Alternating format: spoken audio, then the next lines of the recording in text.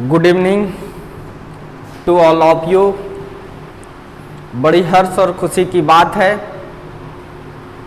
कि detail physics को आगे बढ़ाते हुए भी एवरीडे क्लास आएगा और शॉर्ट फिजिक्स भी स्टार्ट किए हुए हैं, जिसका कि पहला लेक्चर अपलोड किए हैं।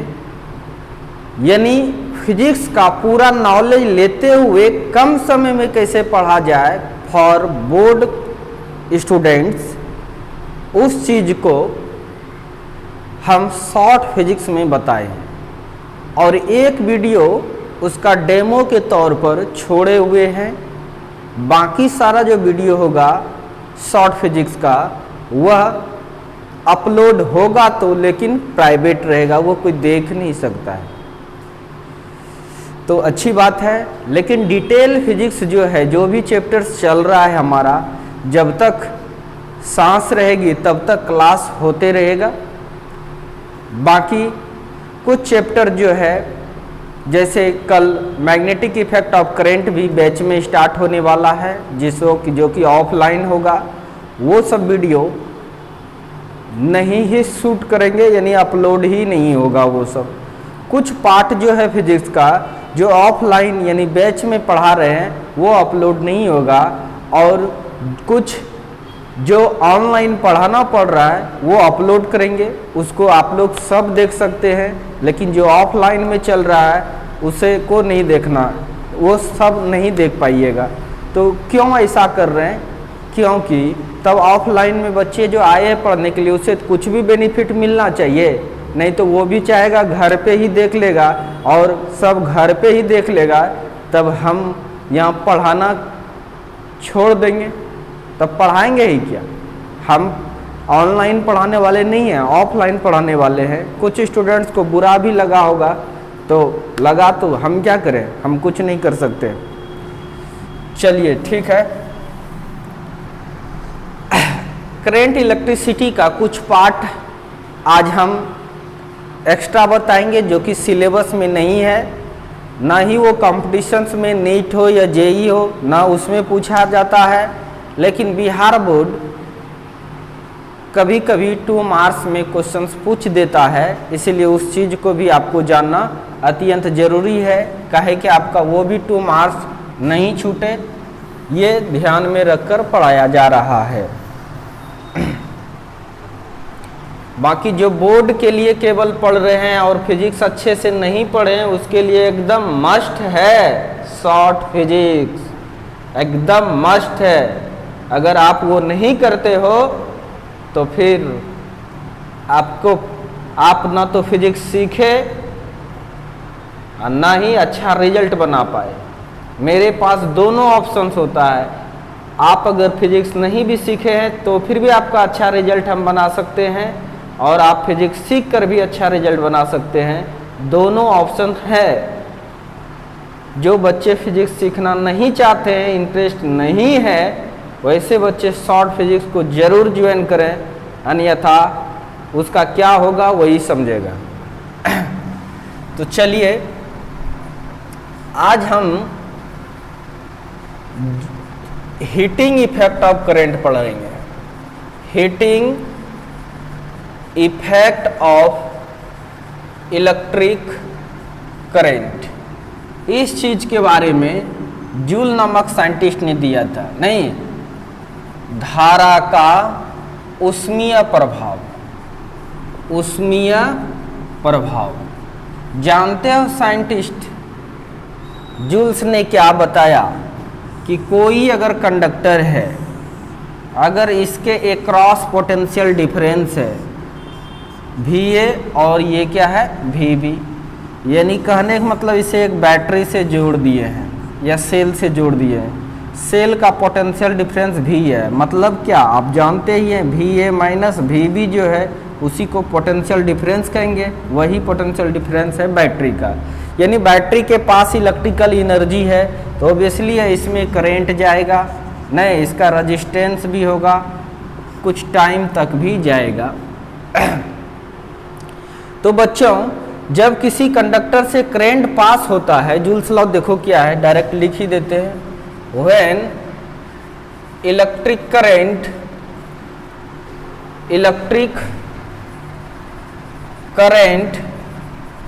passes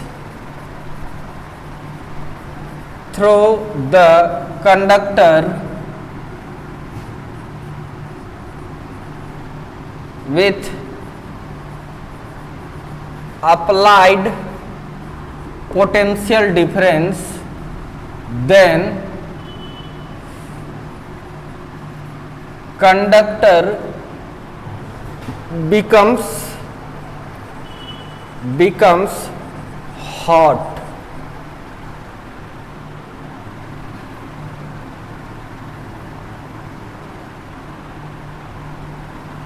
That is energy of battery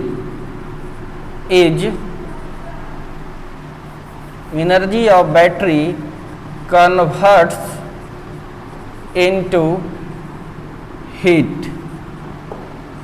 Such effect of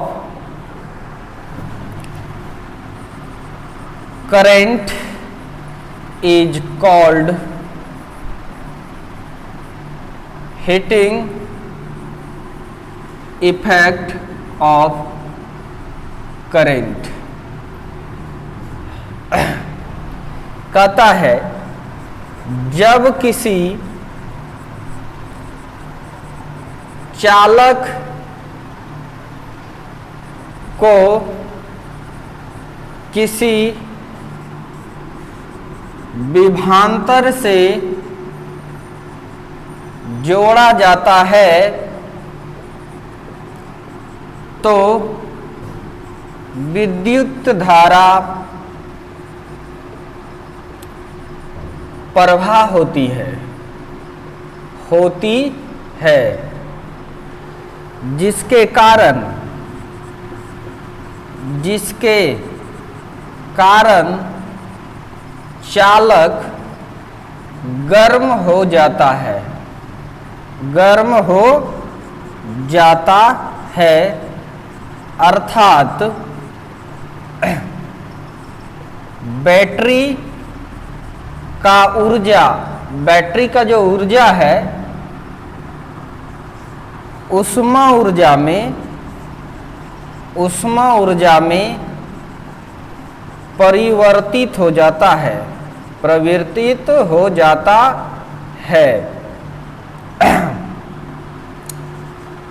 इस प्रकार के प्रभाव को विद्युत धारा का ऊष्मीय प्रभाव कहते हैं। जैसे ही किसी कंडक्टर के क्रॉस पोटेंशियल डिफरेंस अप्लाई करते हैं तो इसमें इलेक्ट्रिक करंट पास होता है। जब करंट पास होता है तो तार गर्म हो जाता है, तो गर्म भी हीट एक एनर्जी है। वो एनर्जी आया कहाँ से? बैटरी के पास था इलेक्ट्रिकल एनर्जी, वही वाला एनर्जी कन्वर्ट हो जाता है हीट एनर्जी में। यह बात जूल नामक साइंटिस्ट ने कहा है और नियम दिया है कि हीट एनर्जी कितना प्रोड्यूस होगा, जो कि आप पहले से भी जानते हैं, H = I²RT। तब फिर भी हम लिख देते हैं, इसे आप नोट कीजिए और हम जूल्स लॉ लिखते हैं। यहाँ पर दूसरा टॉपिक है जूल्स लॉ। जूल ने क्या कहा है? If current I is passes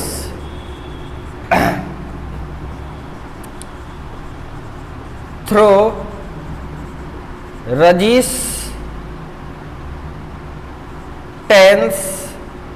R for time t, then heat produced in conductor is directly proportional to product of square of current, resistance and time.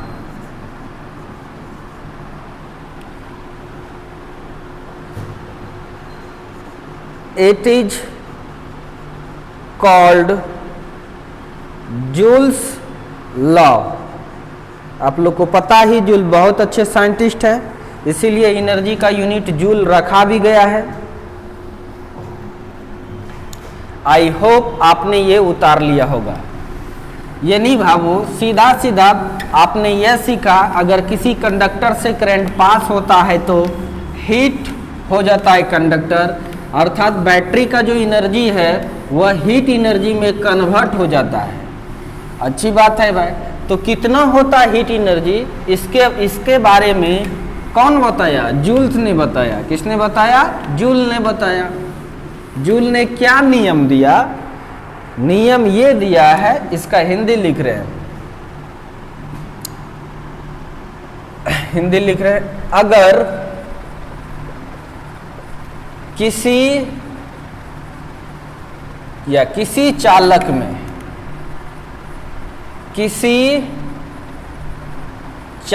में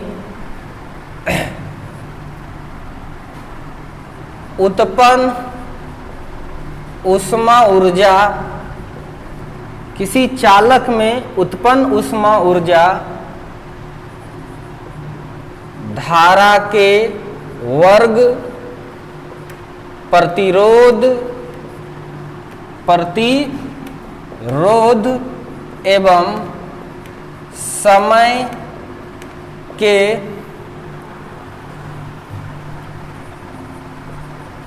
गुणनफल का समानुपाती होता है।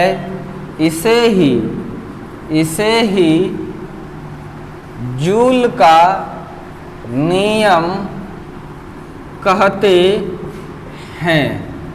तो हम लोग जान गए जूल का नियम क्या है।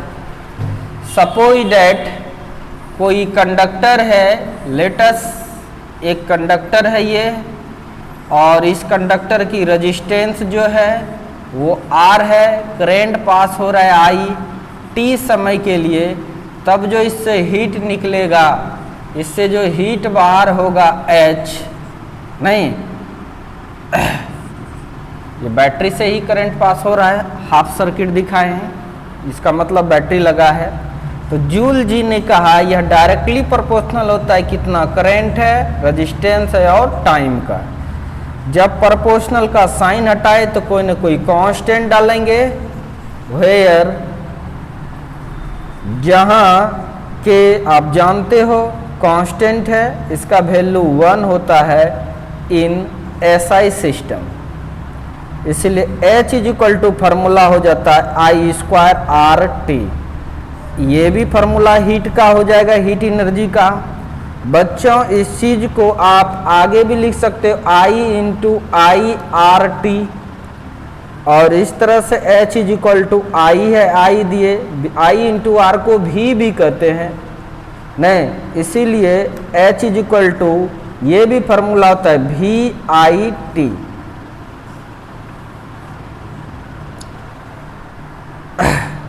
या इस चीज को और भी कर सकते हैं बच्चों, VI इलेक्ट्रिकल पावर पढ़ाए थे, पावर इनटू टाइम।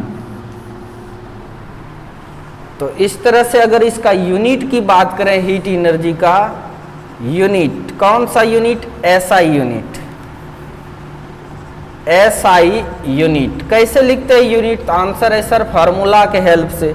पहला वाला बात हम लोग जानते ही हैं, हीट एनर्जी है और एनर्जी का यूनिट जूल होता है, ये भी हो सकता है। या दूसरा यहाँ से देखिए VIT, V मतलब पोटेंशियल वोल्ट एम्पियर सेकेंड, तो ये भी होता है volt ampere second. Volt ampere second, volt ampere second. Power का वाट भी होता है तो वाट सेकेंड भी लिख सकते हैं हम लोग, वाट सेकेंड, ये है वाट सेकेंड।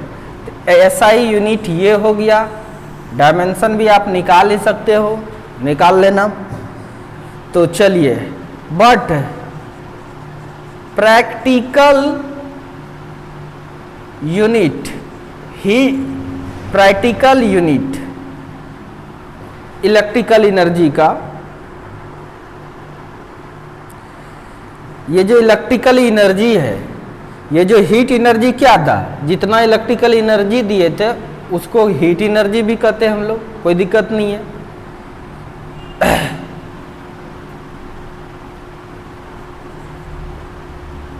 हीट एनर्जी का है, हीट एनर्जी यानी इलेक्ट्रिकल एनर्जी ही कन्वर्ट हुआ है किस में, हीट एनर्जी में। Practical unit of electrical energy, यानी कोई भी चीज करंट वगैरह सब जो लेते हैं हम लोग को, वो प्रैक्टिकल यूनिट उसका क्या होता है, जो हम लोग बोलते हैं एक यूनिट, यूनिट बोलते हैं। क्या बोलते हैं, यूनिट। जानते हैं यूनिट मतलब होता है, प्रैक्टिकल यूनिट होता है किलो वाट आवर। इसी किलो वाट आवर को 1 यूनिट बोलते हैं। नहीं कहते बिजली 1 यूनिट उठ गया है, मतलब 1 किलो वाट को ही ये यूनिट बोलते हैं। और इसी को हम लोग BOT यूनिट भी कहते हैं, BOT unit, board of trade unit. यानी बोर्ड जो है बिजली बोर्ड, वो यही यूनिट मानता है। वो जो 1 यूनिट बोलता है, इसका मतलब ये होता है किलो वाट आवर। इसी चीज को अगर आगे बढ़ाएं, 1 यूनिट इज इक्वल टू, आप लिख सकते हैं किलो का मतलब 1000 वाट आवर। अगर कोई एक हीटर 1000 वाट का 1 घंटा तक जलाइएगा, यानी कोई भी इलेक्ट्रिकल इंस्ट्रूमेंट 1000 वाट का अगर 1 घंटे तक जलाते हैं तो बिजली बिल आपका 1 यूनिट आ जाएगा। तो ये आपको बता दिए, ये नोट करके लिख लेना। ये इस टॉपिक से रिलेटेड नहीं था तो फिर भी बता दिए, नोट करके इस चीज को भी जान लो। तो जूल ने क्या बताया कि अगर करंट पास होता है तो हीट उत्पन्न होता है, और प्रयोग से बहुत हद तक साबित भी कर दिया जूल ने कि करंट जब पास होता है किसी रजिस्टर से T समय के लिए तो हीट उत्पन्न होता है। वह हीट आता कहाँ से एनर्जी आया, वो बैटरी का ही एनर्जी ही कन्वर्ट हो जाता है किसमें, हीट एनर्जी में। यह बात जूल्स ने बताया, एक्सपेरिमेंट करके समझाया भी। तभी कुछ दिनों के बाद एक साइंटिस्ट आए, सीबेक, उनके दिमाग में कुछ हलचल और चला। वो सोचा जब करंट पास होता है तो हीट जनरेट हो सकता है, इसका मतलब हीट से भी करंट हम लोग तैयार कर सकते हैं। तो उन्होंने सोचना स्टार्ट कर दिया। किस तरह सोचा ये देखेंगे अब हम लोग। इसको पहले मिटाता हूं।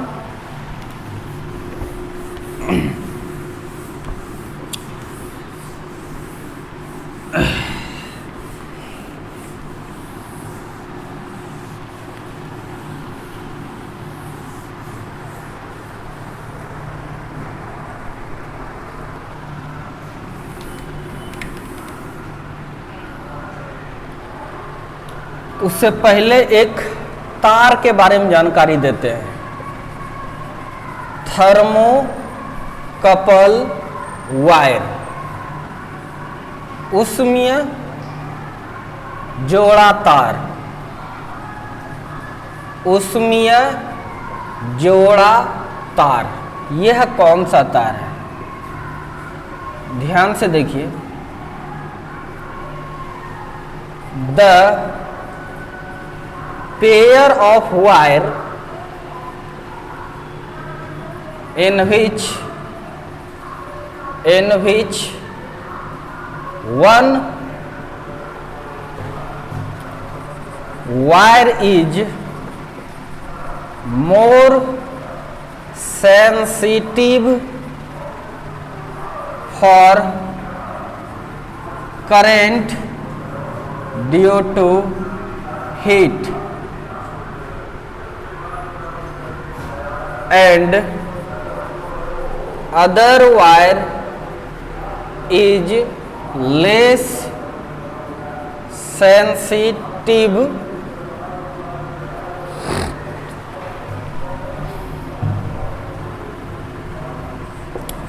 for current due to heat. Such pair of wire is called thermocouple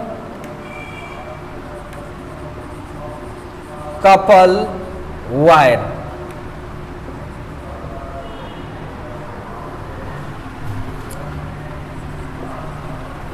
तार की वह जोड़ा या वह जोड़ा तार, वह जोड़ा तार जिसका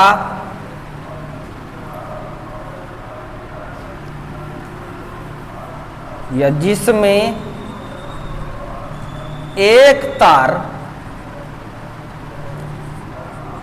ऊष्मा के कारण धारा के लिए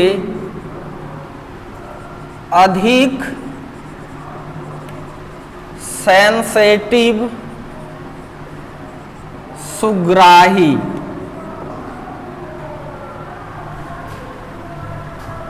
होता है, जबकि दूसरा तार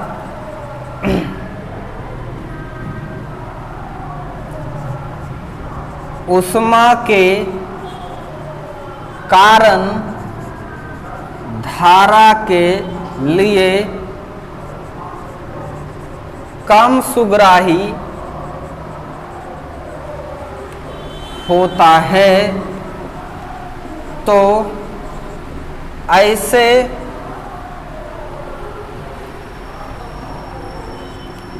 जोड़ा तार को ऊष्मीय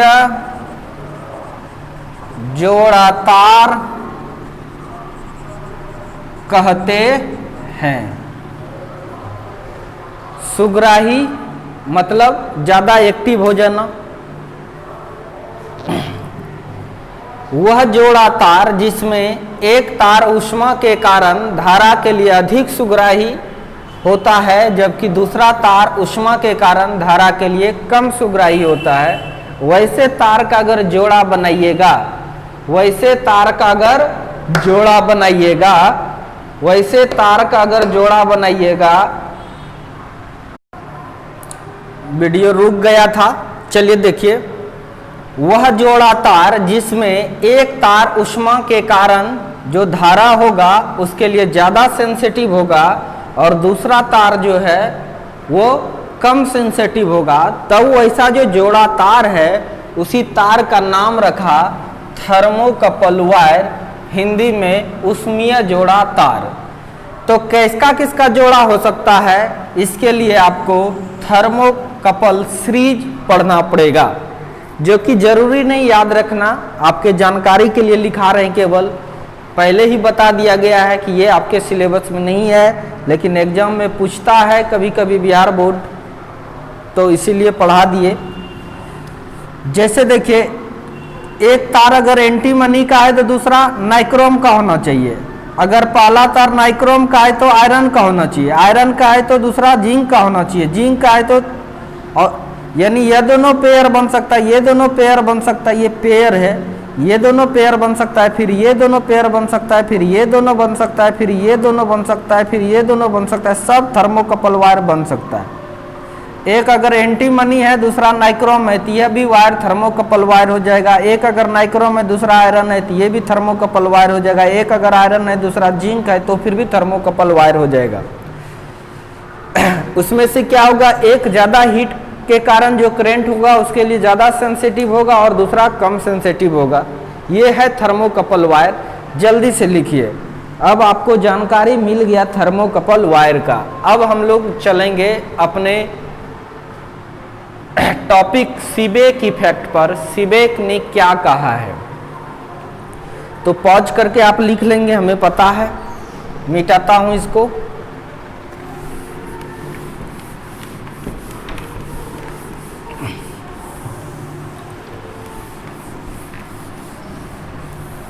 तो चलिए, बहुत अच्छी बात। अब हम लोग लिखते हैं सीबेक इफेक्ट। ये क्या है? हिंदी में भी इसका नाम सीबेक ही है। साइंटिस्ट है ये सब। जूल्स ने जब यह बताया कि करंट के कारण हीट प्रोड्यूस हो सकता है तो सीबेक ने यह बताया, इसका मतलब हीट के कारण भी करंट प्रोड्यूस हो सकता है। तो उसने क्या किया, सबसे पहले देखिए, एक बहुत हॉट जंक्शन लिया और यहाँ से एक तार जोड़ दिया। देखते रह गया बेचारा, करंट पास हुआ ही नहीं। बताइए, एक पाइप ऐसे करके यहाँ पर छोड़ दीजिएगा, निकलने के लिए रास्ता रहेगा तब ना पानी जाएगा जी। इसीलिए करंट ऐसे पास हो ही नहीं सकता है। तब इसने क्या किया, इधर ले लिया ज़्यादा टेम्परेचर और इस साइड ले लिया लो टेम्परेचर। इसका टेम्परेचर मानो T1 है और इसका क्या मान लिए, देखो इसका टेम्परेचर T2 है और इसका टेम्परेचर क्या मान लिए, T1 टेम्परेचर है। और एक तार यहाँ से जोड़ दिया। अभी भी ये सर्किट कंप्लीट नहीं है तो करंट पास तो होगा नहीं।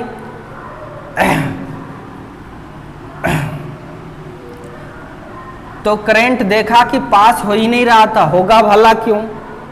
करंट को पास होने के लिए सर्किट पूरा होना चाहिए। इसका मतलब एक तार इधर से भी ऐसे कनेक्ट होना चाहिए। अच्छी बात है। तो जैसे हीट देंगे, हीट के कारण, ध्यान से देखिए, हीट के कारण अगर जैसा तार ये है मानो कॉपर का, ये भी ले लिए कॉपर का ही, तो इसका भी इलेक्ट्रॉन्स वाइब्रेट करेगा, मतलब करंट फ्लो होगा और इधर से भी करेगा तो नेट करंट क्या हो जाएगा, जीरो। इसीलिए इसमें थर्मोकपल वायर रखा। क्या रखा? Thermocouple wire. यानी थर्मोकपल वायर जो है वैसा तार का जोड़ा है जिसमें आप क्या जानते हैं, एक हीट के कारण जो करंट होगा उसके लिए ज़्यादा सेंसिटिव है तो दूसरा कम सेंसिटिव है। समझ में आ रहा है कि नहीं?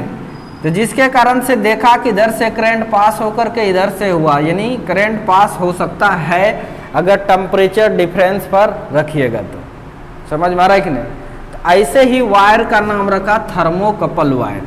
क्या नाम रखा है इसका? Thermocouple wire. अब जिसका आप ले सकते हैं वो सीरीज आपको लिखाए थे। ये एक वायर है और ये क्या है, दूसरा वायर है। ये हॉट है, हॉट जंक्शन, और ये कोल्ड जंक्शन है। आप ऐसा कर भी सकते हो, थर्मोकपल वायर ले लो और गर्म पानी में एक छोर को डुबा दो, दूसरे को ठंडे पानी में या बर्फ में डुबा दो, तुम देखना करंट पास होगा।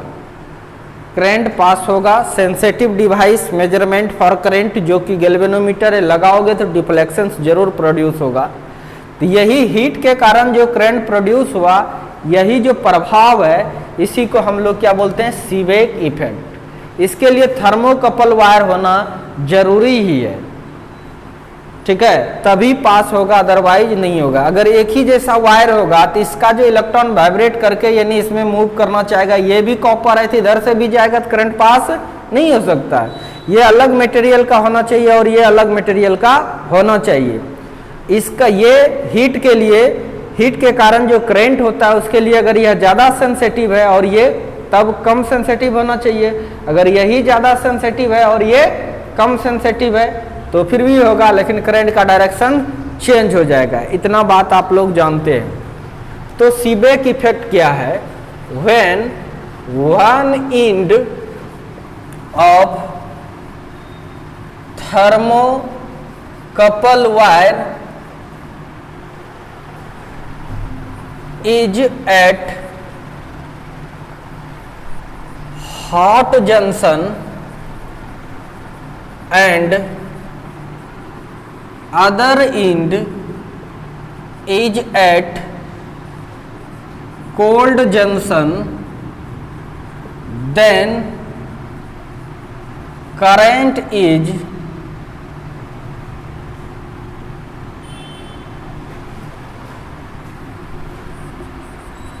flowing in the in that wire.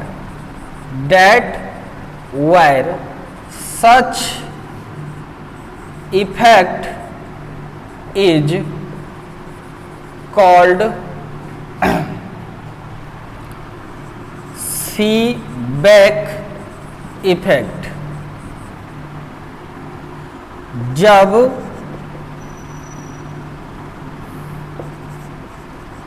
ऊष्मीय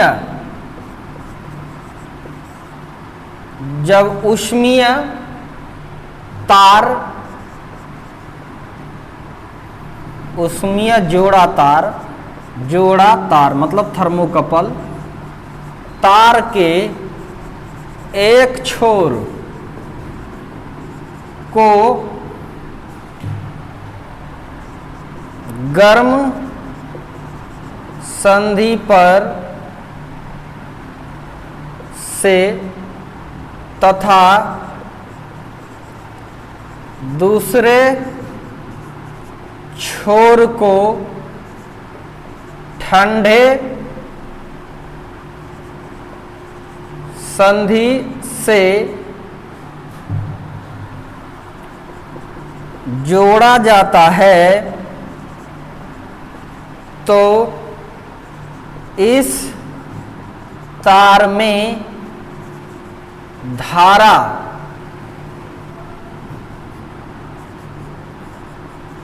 पास होने लगती है। इस प्रभाव को सीबेक प्रभाव कहते हैं। एकदम समझ में आ गया? Law of intermediate EMF, intermediate EMF का नियम, ये एकदम देखो कभी कभी कंपटीशन में पूछ सकता है। इफ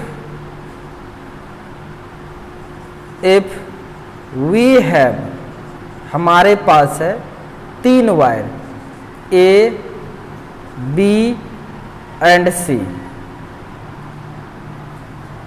तो इसका जोड़ा बनाइए। पहले ए बी का जोड़ा बनेगा, बी सी का जोड़ा बनेगा और फिर ए सी का भी जोड़ा बनेगा।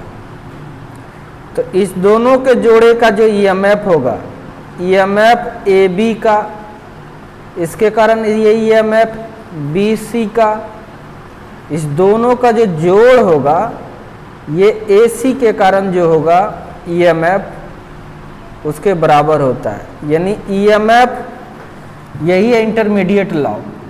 ईएमएफ ए सी जो है वह EMF A B plus EMF B C के जोड़ के बराबर होता है। बस ये फार्मूला याद रखिए। जैसे एग्जांपल दे रहे हैं,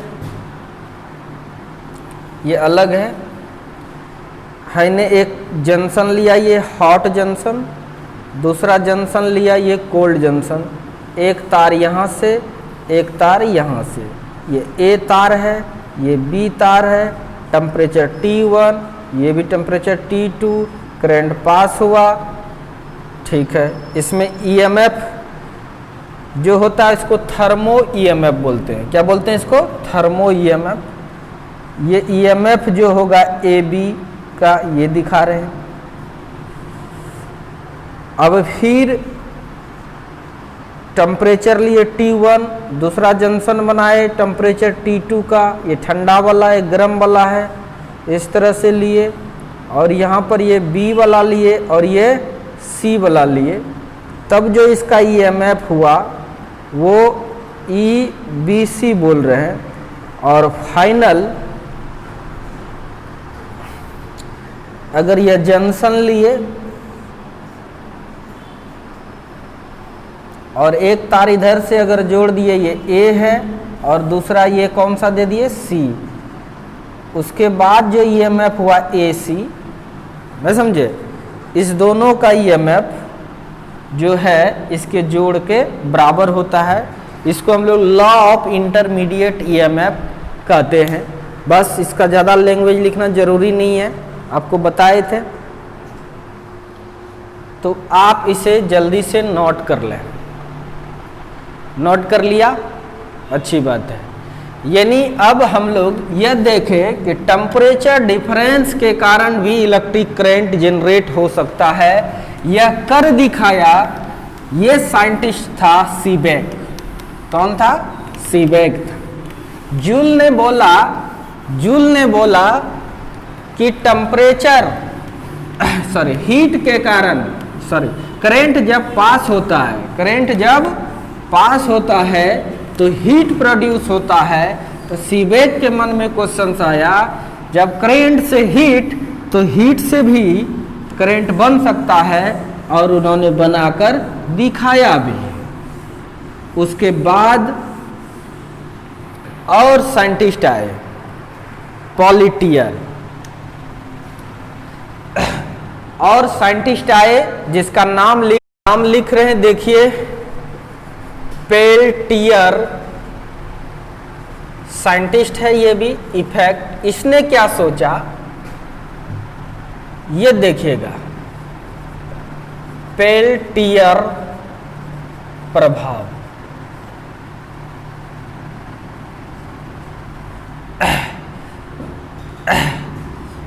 जूल ने क्या सोचा था कि कंडक्टर से करंट पास होगा तो हीट हो जाएगा। फिर मन में आ गया सीबेक को, जब करंट से हीट हो सकता है तो हीट से भी करंट, जो कि हीट से भी करंट कर लिया। तो बोला, तब पेल्टियर जो आया, इसने कहा अच्छा रुको, तो करंट से भी हीट होगा क्या? इसने क्या किया, दो जंक्शन बनाया है, इसका भी टेम्परेचर उतना, इसका भी टेम्परेचर उतना ही, और एक थर्मोकपल तार जोड़ दिया। थर्मोकपल तार को जोड़ दिया, ये A और दूसरा ये क्या है? B, और इसमें अभी एक बैटरी लगा दिया, एक्सटर्नल सोर्स। तो ऑब्वियसली है करंट पास होगा। करंट पास होना स्टार्ट हो गया। तो कुछ देर के बाद, आफ्टर सम टाइम, कुछ देर के बाद ये दिखाई दिया कि एक जंक्शन हॉट हो गया और दूसरा क्या हो गया? कोल्ड हो गया। यानी इसकी टेम्परेचर T1 हो गया, इसकी टेम्परेचर T2 हो गया। इसका मतलब टेम्परेचर जब डिफरेंस था तो फिर भी करंट पास हुआ था। अगर टेम्परेचर सेम रखें दोनों जंक्शन का और करंट ही पास करवा दें तो जंक्शन ही हॉट और दूसरा जंक्शन क्या हो जाएगा? कोल्ड हो जाएगा।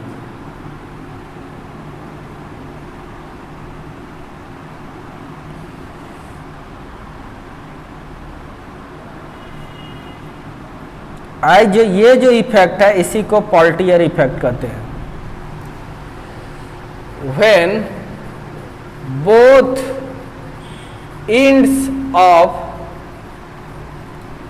thermocouple wire is placed at two different junction at same temperature, then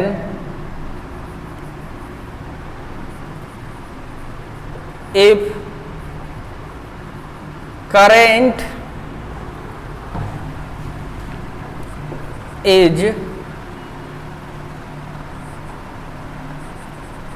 flowing in thermocouple wire by the applied potential difference, then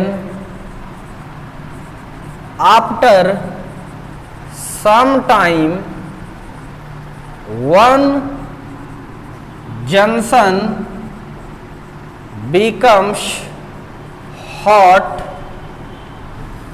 and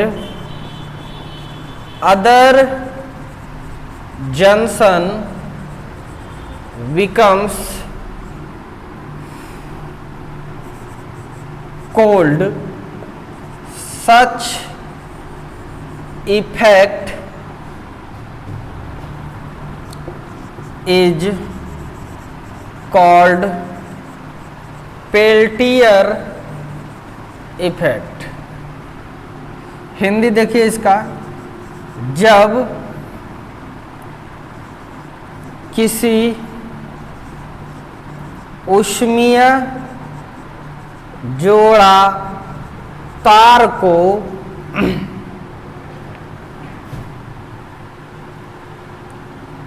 दोनों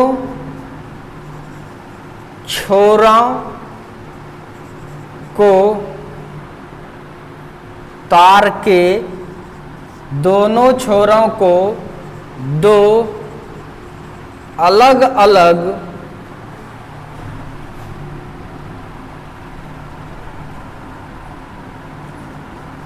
ताप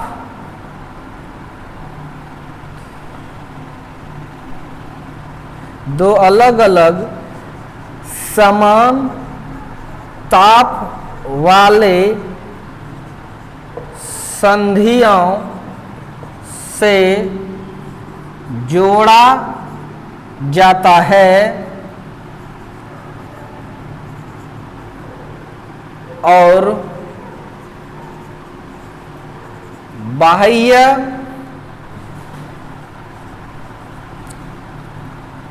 विभवांतर आरोपित करके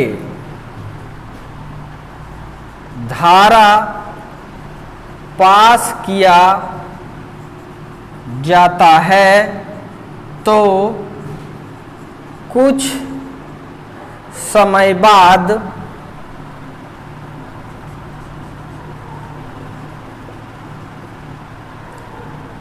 एक संधि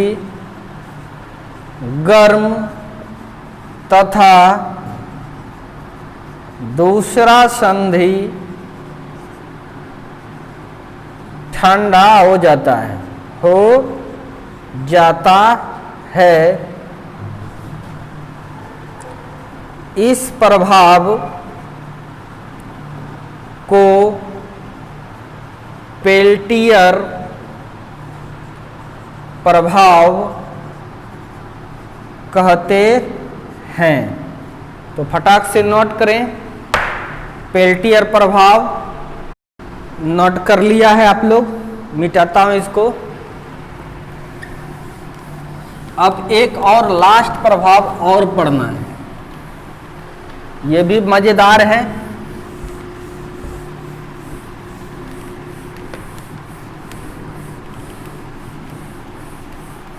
बोर्ड के हिसाब से पढ़ा रहे हैं।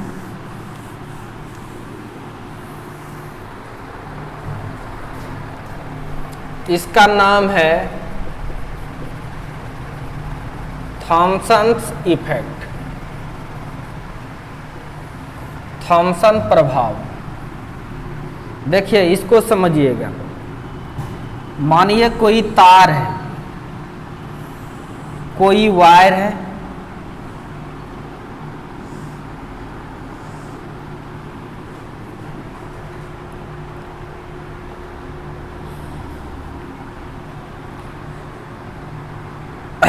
अगर इसका कुछ पार्ट जो है, इसको 3 पार्ट में बांट दिए हैं। ये पार्ट T1 टेम्परेचर पर, ये T2 पर, ये T3 पर, ऐसा होता भी है। मान के चलिए, एक एग्जांपल देता हूँ, कुछ भी हो सकता है। मान के चलिए कि आपने बिजली के पोल से लिया तार, धूप में है, गर्म रहेगा, फिर आप उस तार से AC चलाए, बहुत ठंडा हो जाएगा। फिर उस कुछ वही तार आगे गया दूसरे रूम में जो नॉन AC है, वो थोड़ा सा ये यानी T1 बाहर वाला तार बड़ा गर्म होगा, ये बहुत ठंडा होगा, ये बीच का होगा। तो एक ही तार जब डिफरेंट टेम्परेचर पर रहता है और इससे करंट पास होता है और इससे करंट पास होता है, ठीक है, तब क्या होगा, यह तार कोई जो गर्म है या यह जरूरी नहीं, कुछ पार्ट हीट टेम्परेचर को रिलीज कर देता है तो कुछ पार्ट टेम्परेचर को एब्जॉर्ब कर लेता है। इतना ही जानना भी जरूरी है, क्योंकि थॉमसन इफेक्ट 2 प्रकार का होता है, एक निगेटिव भी होता है और पॉजिटिव भी होता है, ठीक है। ज़्यादा हमको डिटेल पढ़ना नहीं है अभी, यही जानो। तो क्या होता है ना, ये जो टेम्परेचर रिलीज करता है, ये जो टेम्परेचर रिलीज करता है, ये वो वाला टेम्परेचर नहीं है, जूल वाला टेम्परेचर I²RT, वो वाला टेम्परेचर नहीं है। ये दूसरा टेम्परेचर है, थॉमसन इफेक्ट इसी को कहते हैं कि करंट अगर पास हो रहा है तो कुछ पार्ट जो है वायर का वो हीट को रिलीज कर लेता है, कुछ पार्ट जो है वायर वो हीट एब्जॉर्ब कर लेता है, रिलीज करके कुछ वातावरण को दे देता है, कुछ पार्ट वातावरण से हीट ले लेता है। ऐसा जो इफेक्ट है इसी को हम लोग क्या बोलते हैं, थॉमसन इफेक्ट। ऐसा जो इफेक्ट है इसी को हम लोग बोलते हैं थॉमसन इफेक्ट। थोड़ा डिस्टर्ब चल रहा है, मेमोरी फुल हो जाता है। चलिए ठीक है, थॉमसन इफेक्ट क्या है आपको बताए ही। अगर एक ही वायर है, उसका कुछ पार्ट ठंडे जगह पर है, कुछ गर्म जगह पर है, कुछ और ज़्यादा गर्म के जगह पर है, तब क्या करता है, तार का कुछ पार्ट हीट को रिलीज कर देता है और कुछ पार्ट हीट को एब्जॉर्ब करता है। कहिएगा अब करंट किधर जाएगा, कौन रिलीज कौन एब्जॉर्ब, इतना आपको विद्वान इसमें बनने की ज़रूरत नहीं है। इसमें भी टाइप होता है, एक पॉजिटिव थॉमसन इफेक्ट होता है, दूसरा नेगेटिव थॉमसन इफेक्ट। बहुत डिटेल्स है, वो जानना जरूरी नहीं है, केवल एग्जाम में कैसे पूछेगा इसको तो आप लिख दीजिएगा, इतना सफिशिएंट है। When different part of single wire, जब सिंगल तार का different part is at different temperature पर होता है, then some part of wire, तो वायर का कुछ part will take heat from surrounding से हीट ले लेता है, and some part of wire will release the heat to surrounding. समझ में आ गया? लिख देते हिंदी में भी समझ में आ जाएगा। जब एकल तार के विभिन्न भाग विभिन्न ताप पर होता है तो तार के कुछ भाग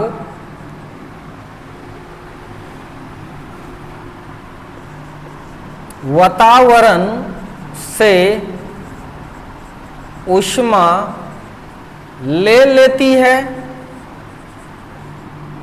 तथा कुछ भाग तार के कुछ भाग वातावरण को ऊष्मा दे देती है। इस such effect is called Thomson effect. इस प्रभाव को